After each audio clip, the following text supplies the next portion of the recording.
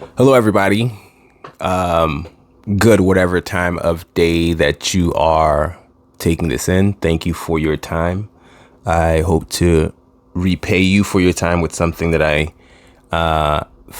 hope is valuable to you. Obviously, if it's not, then you won't. If it is, then please like, share, comment, subscribe. I am Mac Audina. This is 11 kilometers per second. 11 kilometers per second is the speed at which something must move in order to escape Earth's gravity and get into outer space. And so it's a metaphor for what you must do to escape the things that hold you back in your life so you can soar into the heavens and be amongst the stars. All right. And so today I am going to talk about faith. This is actually the second time I'm recording this. I recorded it earlier in my car when I was feeling inspired, and I got up today to edit it so that I can put it out, and I realized, oh, shoot, maybe I was not recording. I don't know exactly what happened, but actually I'm doing another episode that is going to air after this. It's on faith. I'm sorry. This one's on faith. It's on surrendering, which I think is a deeper form of faith. And so now what my task is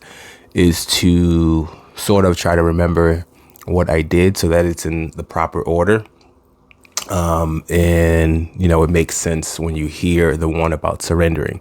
And so faith, I believe, is one of the things that you must do to acquire the speed to escape the things that hold you back. Faith is required because faith, as they say, right now I'm looking it up on my computer, on Hebrews 11, 1 through 3, faith is assurance of things hoped for, the conviction of things not seen. Okay. The truth is that when you are soaring to the outer space, you are hoping, excuse me, that you get there. It is conviction in the things that you have not seen. And you have to be able to do that because your ego is here to hold you down, right? The ego is the term that we are using it's a broad term. People use it in multiple ways, but right now I'm going to use it as this little enemy of yours. Or at the very least, it's the enemy of progress, the enemy of your self-actualization, the enemy of your divine purpose. I'm going to use divine, even though I haven't gotten to the point where I am explaining why I'm calling it divine. And, because I'm a skeptic. I'm an agnostic, which means that I don't know whether or not God exists. And, and so, just calling something divine before I've actually even gone through the explanation of this is, I guess it's a little backwards, but we're gonna go with it because ultimately what I believe is that, and this is it, right? Faith is belief, and most of what we do is belief, right? We barely know anything. We're given pieces of information, and we decide what to believe in. All right, like most of us haven't gone into outer space and seen that the world is round, but we accept it as fact. And instead of becoming like Kyrie Irving, excuse me, there's so many different things that we just accept as fact, right? There's some things that, I guess, we are testing. Like if you cut yourself, that, you'll probably bleed if you're, like most human beings. And so when somebody says that, it's like, okay, well, that seems to happen. We also see what the effects of gravity is. So if somebody told us that you throw something up, it comes down, we'll believe that. But generally speaking, most of the things that we believe, we choose to believe. And so this is it. Like, I believe that we are put in this earth to accomplish something, to add to it, to add to creation, right? They talk about in the Bible, like, we're made in God's image. And so being made in God's image means that we do what God would do. This is why all of this thing happens. Like when God creates, and we are here to add to the creation in some form or fashion. Okay, I believe that. And perhaps it's not true. This is why I'm an agnostic, and I remain an agnostic, even though I choose to believe in certain things, like, because there is no way to truly know. Anyone who says, I know for a fact, I know that God exists, from my perspective, is just, fooling themselves. You can say I choose to believe it, but I know is a different thing. Anybody who says I know that God doesn't exist is also making the same thing. That's actually a faith and a belief in that as well, because you don't know for sure. But in any case, I've always been the kind of person that wanted to get evidence, right? This is why I chose, I guess, the field of law, because it's like, all right, I want to have evidence. I want to have logical conclusions and all that good stuff. But truth is that your logic also depends on your premise. Like, where are you starting from? If I start from this understanding that, human beings are given a specific purpose, is going to lead to different conclusions, different, dots that I need to connect, than would be the case if I started off saying, you know what, there's no purpose at all. We're just like rocks. And so, any case, this is the way that things have been. And so, I remember actually, growing up, I used to be really religious. When I was really young, they used to say I was going to be a pastor. My mom used to always, God rest her soul, she used to always tell that story, because I'd come home from church and I'd be so passionate about going to relay what I've heard, which from my perspective, probably is the reason why I'm also attracted to doing this type of thing right here. But trying to go and relay what I've heard, what I think is the truth. But that at some point, as I was growing up, I started to question, I needed evidence. I need you to show me why this thing is true. And I remember even becoming a Jehovah's Witness at one point, because I felt like, okay, well, at least these guys are showing me truth based on what it says in the Bible. That's what I remember. They're like, here's the incontrovertible proof. And a lot of us go into this. My brother right now is a Hebrew Israelite. And part of the reason he converted is because they're like, hey, here is the proof. This is what the Bible says. And people want to get that proof, so that they, because if you don't stand for something, you fall for everything. How do I know which one of these things I should listen to? If you come up and tell me, we were all like aliens, should I believe that? And then the next person says, whatever, we came from fish or whatever the case may be. There's so many different ideas out there. Should I just believe that? So people want the proof, right? So that way exactly whether or not what you decide to believe in is true. And so because of that, I got, I remember when I was younger, I used to just go in and just have arguments with because this is what happens when you start to believe something. And this is what my brother was doing. And I've grown out of that. But when you start to believe in something, oh my God, my eyes have been opened and I just didn't know. Wait, why doesn't everybody know this? And you're like, okay, let me go and spread it to everybody. So I used to have arguments with everybody who would engage about, religion. And now I'm like, bro, everybody has to live their own whatevers. I don't really care unless, sometimes I still get into it, but most people don't want to have that conversation. But in any case, I remember I had, one of the things that I had was this little story that I would tell, this metaphor about, why there can't be the God that most people are serving can't be the God, right? Because there was some form of punishment for people who were trying their best, right, to follow his instructions. So here's how it went. You have two sons, let's say. There used to be three sons. I don't even know why I added a third one, but because the third one I don't think mattered. But anyways, there's two sons, and one of them, God, you, the father, the mother, whatever, whoever I was talking to, that this person that son is obedient. They'll follow you to a T. They're I used to say this as well. They're the Abraham of kids, like you tell them to go and kill their own kid, they'll go and sacrifice their own kid without question and just do it. Like, this. And one day, and then you have another kid. It's just, a regular human being. He's not necessarily bad, but he's also not like your other kid that will follow your rules. And so one day, you can't find the obedient kid. So you talk to the regular kid, and you tell them, all right, here's something that I want you to tell your obedient kid. Here's an instruction for him to go follow. And the instruction could be anything. So it could be like, all right, when you pray, I need you to pray to the east instead of the west. And for whatever reason, whether it's intentional or, unintentionally, playing a game of telephone, the regular kid goes and tells the obedient kid the opposite thing.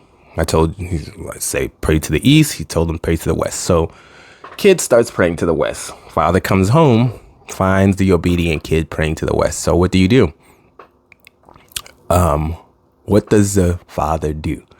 This was the question. And this was the way I was starting to lay my trap, right? Because inevitably everybody would be like, well, I would just, not do anything. I would just tell them and, wouldn't punish him. I would tell him what the actual truth is. And then the obedient kid would go about doing what he does and be obedient.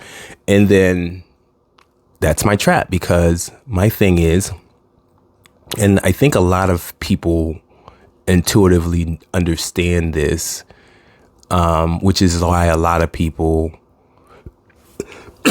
they start to fudge their religion a little bit, right? So instead of saying, hey, you know what, you have to be a Christian like Christianity says, or you have to do these things, they'll say, well, no, as long as you're a good person, right? And so the issue is that that you would not punish that kid because he got incorrect information. But that's precisely what world we live in right now. Like, if one religion is actually true and other people who are obedient, they would actually follow the instructions, are following something that's wrong, whether it's Christian belief, whether it's Islamic belief, whatever, they're doing something that's wrong with the false understanding that this is the right way. And how could you punish them? And this would be, from my perspective, anything that has a level of punishment that's reincarnated as a lower form, right? Because you didn't do what you were supposed to do. So this is why I was like, okay, well, I mean, it just doesn't make any sense that there would be a God who's supposed to be loving that would punish people for getting the wrong information. And we're talking about an all-powerful being, right? So when we're talking about an all-powerful being, that means that he has the power within the snap of his hands to make sure that we all know what the truth is. And yet most of us are still here trying to determine which one of these is the truth, which way to go about it. And so, like I said, a lot of people understand that intuitively. This is why they'll be like, okay, well, no, you just have to be good. Well, that's not what your religion says. So which is it? Like, if your religion doesn't say that, and it's just you have to be good, then you have to now say then your religion is not right, right? Like, how is it that, let's say we do understand. Let's say that God actually did snap his fingers and we all just know you just have to be a good person, which in and of itself is not really a definition of anything, because what is a good person, right? Does it mean like pacifists, like turn the other cheek if somebody's about to kill you, you just die? Does it mean like there's a whole bunch of things about philosophy of what morality is that would also make it murky as to what good person is, and so you don't even have a solution for that. But the thing is, like, people, you have to at that point say, okay, well, then I have to abandon this religion that says you have to do A, B, and C, where other people are not doing A, B, and C, and now they're going to get punished. But it's too foundational for us to do that. Like, what then do we believe? And so for me, it's okay for me to just go about and say, all right, well, I don't know what it is that the truth is. And the truth is that nobody actually knows. All right. Nobody knows. Everything that we're doing is a guesswork. And so that means two things. Like, it means, okay, well, I can say I'm not going to necessarily believe in the known religions, but I could also say I choose to believe, which is where faith is, in certain things that I think are true. And I can decide that for myself, right? I choose to believe in a universe where, because energy is neither created nor destroyed, I think that everything that we're doing is energy. And so I think that we can, in a way, manipulate energy. We can, energy is about high vibrational, quote unquote, or whatever it is that we are intending to do and trying to impact in the way that we're intending to do it. And we're going to call it high vibration because ultimately, we want to be happy. We want to be fulfilled. And so there are some things that could help us to go in those particular directions as human beings, because we're very similar in the types of things that, we aspire to.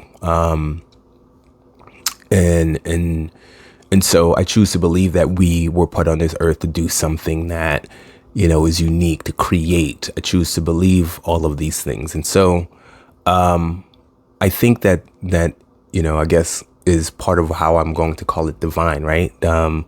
Is because we don't know, but you can choose to believe it. And I remember when that resonated really forcefully with me, because again, I'm a person who's always constantly like, okay, I need the evidence. And I remember, and my wife, she's much more spiritual, and is increasingly becoming so as the time goes on. And so I remember having this conversation. I don't remember over what, but I remember thinking, but no, there is no certainty. I don't know. I'd like to believe this, but I don't know that that's necessarily true. And I remember she said, and usually when, we're having these debates, it's kind of like, I'm not, this doesn't resonate with me. I don't like this. This seems too, hocus pocus, too like metaphysical and that other kind of thing. It doesn't actually give me a logical answer. I remember she said, precisely that, which was, no, you choose to believe. Like, it's like, you won't know. There's no way you can know. You just like, this is like, I choose to believe. I don't know whether or not I'm waking up the next day. I choose to believe. And so therefore I make plans for it. I choose to believe I'll be here tomorrow. I choose to believe in a whole bunch of things. I choose to believe that, I'm going to be successful. And so I make plans for it. Nobody actually knows that. Does that mean because you don't know, you don't take the action that says that you're going to believe that's where you're going? And it's about, in the second one, I'm going to explain more about the surrendering that needs to happen for you to be able to be like, all right, well, I have faith that this is actually going to take place. Now, I still don't know whether or not there is a God, right? Even though I have faith, in the universe, and some people would say, well, that's just God. It's just another a word that people are calling God. And so from my perspective, like, and if you choose to label me a believer, a deist or whatever because of that, then that's fine by you. I still change. I still don't call myself agnostic, because for me, the way that I think of God, the kind of God that the deists talk about, is like somebody with an agenda trying to get something done. And from my perspective, the universe can just be. It can just be, it just is. This is just the way that it works. And you're calling it a God. But no, yes, there is energy. There are people. There are ways for us to influence it. There are ways for us to go and get things done in a way that we're calling kind of magical. But it just is. This is just what happened. And there's no necessarily, an intelligence that's that with a purpose, at the very least, that's trying to get things to be in a certain way. Or, even maybe, and this goes along with the whole it just is as well, but like, or what you have is just a happenstance, right? If you're talking about living in an infinite universe where anything is possible during this infinite amount of time, maybe we just happen to be in part of this infinity, a short gap in this infinity where things just clicked, right? The gravity was just enough such that everything didn't fly apart, and not too much so that it didn't just keep on crashing upon itself.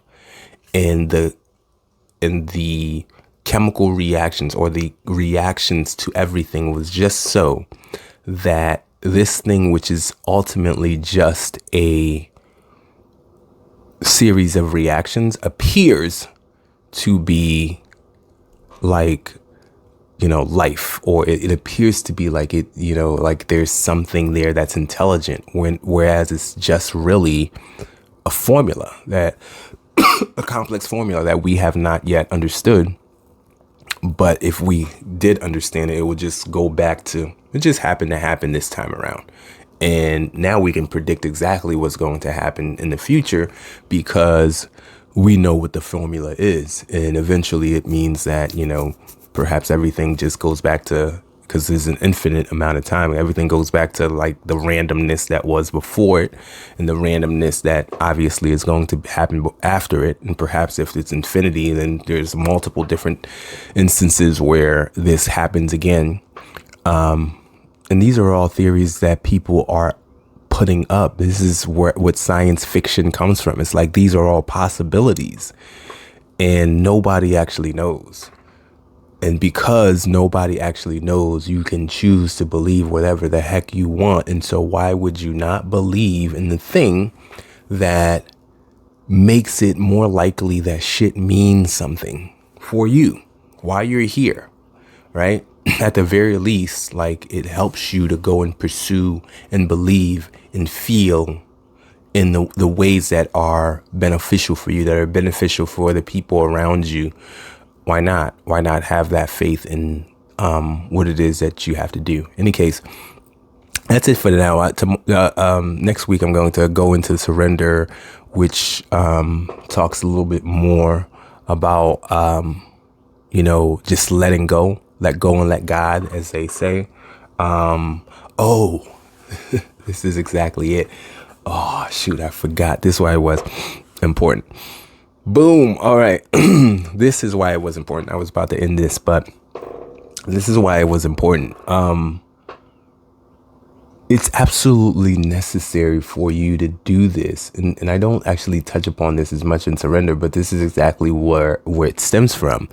It's important for you to do this because, your brain is going to try to figure out how to stop yourself. We are very good at talking ourselves out of things. That's what it was. That's what I was inspired by. Because I realized what happened is that we're very good at talking ourselves out of things.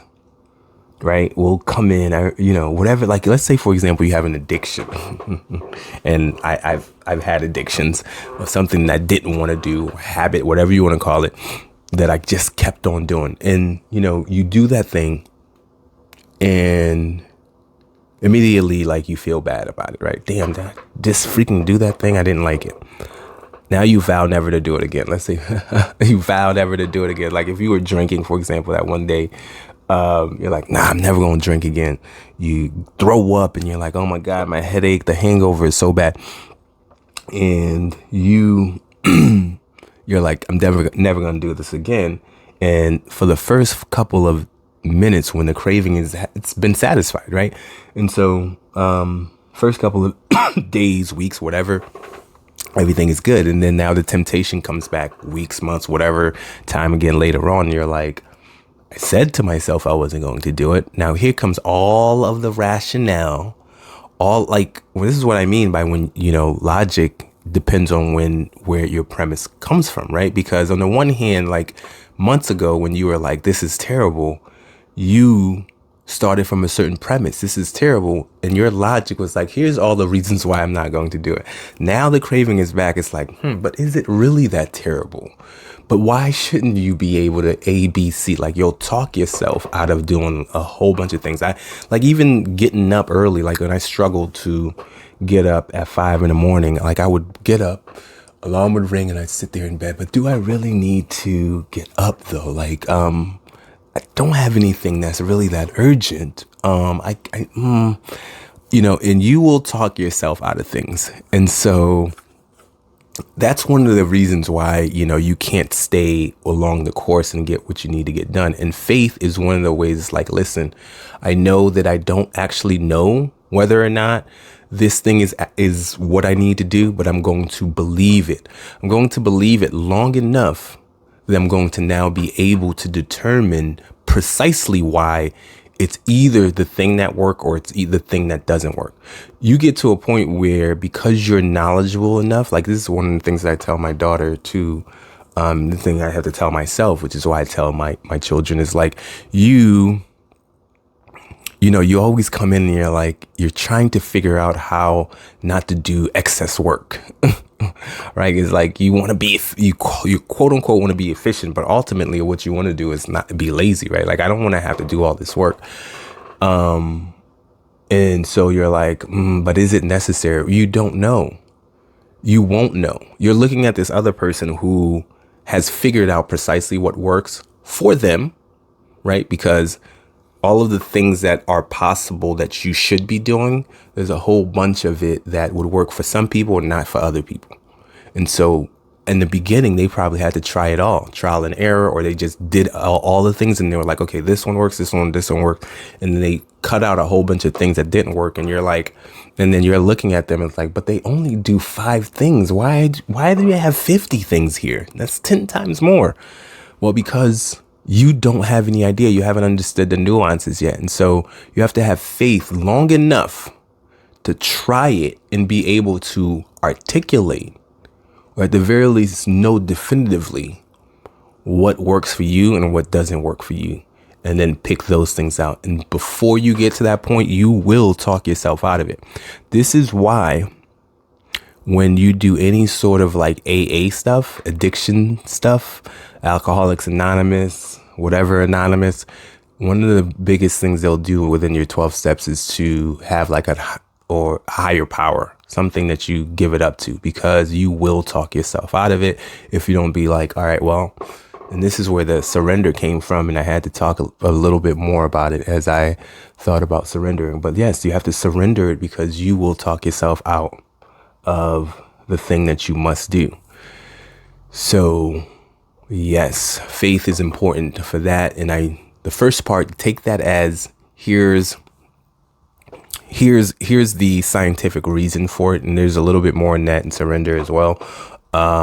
Here's the reason why it's actually true. But the second part is like, you need to do this because you will talk, like your brain is your quote unquote ego, which is what I'm using for anything that is essentially the forces that hold you back. Now, this is, again, like when we're talking about, fear of judgment from others, or we're talking about addiction and comfort, all of these things are intended to help you survive, right? So like your ego is there to help maintain your survival, right? It's there to help keep you from mental pain.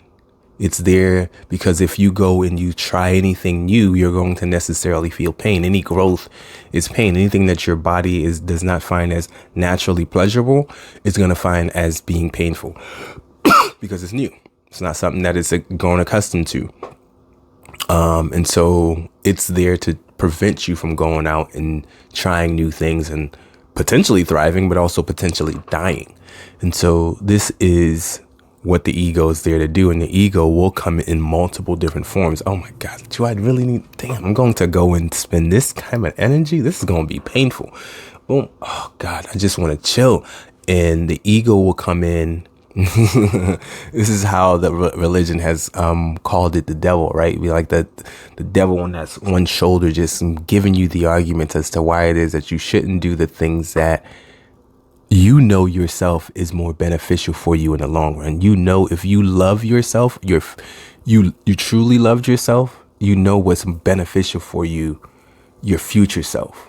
When you go and put in the hard work, 5 years down the line, you're going to be much better for it. And a person who loves themselves would do precisely that because they know they want to be much better. But then your ego is over here like, bro, it's not really that necessary. And so that's where faith comes in, where you're like, listen, I choose to believe that if I go and I do all of these things, if I go and I put out these videos, eventually 5 years down the line, I'll be not only be able to help some folks out, but I will be rewarded for the value that I'm putting out in this earth. So there it is. Let's see how I edit this, or just put it all together, and hope you enjoyed the entertainment of me trying to figure it out. All right. If not, comment and let me know. I'll do a better job of editing it. All righty. Thanks. Appreciate you. I hope you had some value. Have a good time. Bye.